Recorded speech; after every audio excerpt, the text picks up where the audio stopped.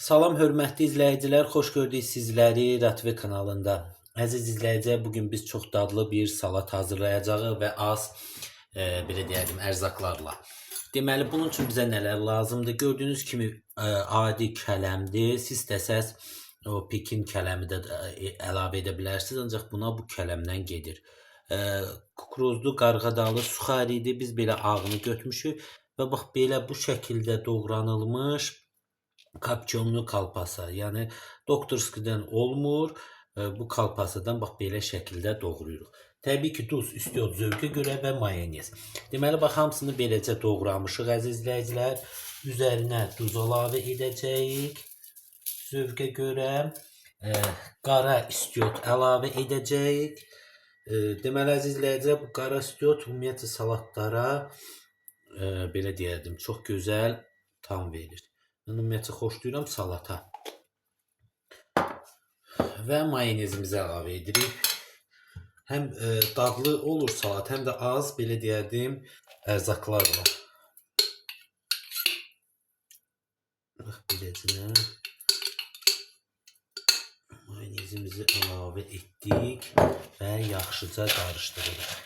İndi əziz izləyicilər, mayonez az olsa yeni də əlavə edəcək. Amma ilk dəfədən çox mayonez vurmayın. Nəyə görə? Çünki belə deyək, mayonez çox olanda içində şey olur da, yəni çox olur. Ona görə az vurmaq lazımdır ki,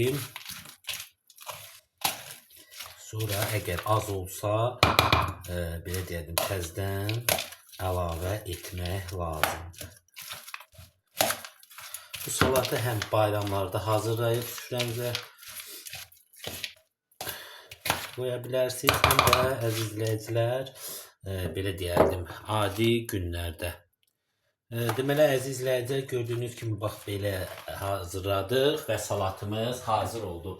İndi isə əziz izləyicilər, boşqaba qoyub, belə deyərdim, servis edə bilərik. İnandırım sizi, çox dadlı bir belə deyərdim salat olur. Bunu hazırlayırsınız və 3-4 saat qoyursunuz, soğududa durur.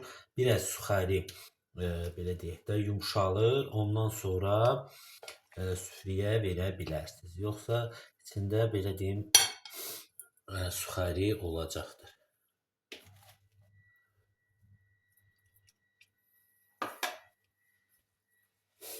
Belə. Baxın əziz izləyicilər, beləcə salatımız hazır oldu. Çox dadlı və gözəl bir salat çıxdı. Beləcə hazırlayın və hər kəsə nuş olsun. Bu qədər, hər kəsə təşəkkürlər. Kanalımıza abunə olun, videolarımıza da like qoyun. Sağ olun əziz izləyicilər, salamat qalın.